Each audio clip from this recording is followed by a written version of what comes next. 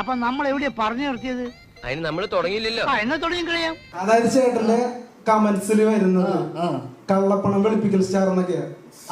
എന്തോ എങ്ങനെ യൂട്യൂബില് താഴെ ഇടുന്ന കമന്റ് വെച്ചിട്ടാണോ നീ പറയാ കള്ളപ്പണം വെളുപ്പിക്കുന്ന കാര്യം? നിനക്ക് എന്ത് അടിസ്ഥാനം ഉണ്ട് അതിന് പറയാൻ? എന്ത് പ്രൂഫ് ഉണ്ട്? എന്ത് പ്രൂഫ് ഉണ്ട് നീ പറയുന്നതിന്?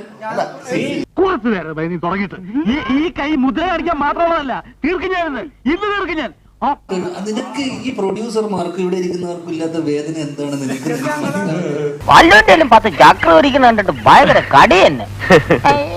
ഞാൻ എങ്ങനെ ജീവിതത്തിനെ കാണണം, ഞാൻ എങ്ങനെ സിനിമനെ അപ്രോച്ച് ചെയ്യണം എന്നുള്ളത് നീ എനിക്ക് ദയവ് ഇത് പറഞ്ഞു തരും.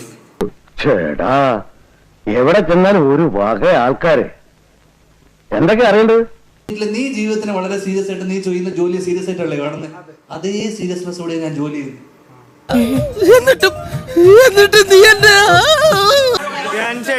ആവശ്യമില്ല. നമ്മളൊരു സ്ഥലത്ത് വരുമ്പോ ഞാൻ ഇവരെയൊക്കെ എത്ര കാലമായി കാണുന്നത് അറിയാമോ?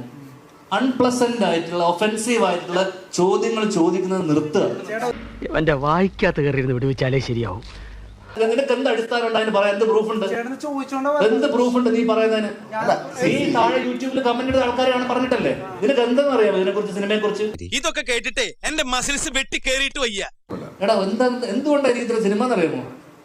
ആൾക്കാരെ വെറുപ്പിക്കാതിരിക്കുക, വെറുപ്പിക്കുന്ന ചോദ്യങ്ങൾ ചോദിക്കുക. ഇവിടെ വേണ്ടത് സ്ക്രിപ്റ്റ് പടം ചെയ്യുക, ഇതൊന്നുമല്ല. അച്ചടക്കം, മര്യാദ, എവിടെ എന്ത് സംസാരിക്കണം വെറുപ്പിക്കാതിരിക്കുക. നീ ഇപ്പൊ ചെയ്തോണ്ടിരിക്കുന്നത് കിട്ടിയ മുതലും പലിശ ചേർത്ത് കിട്ടി. ആരും കണ്ടില്ല വാ.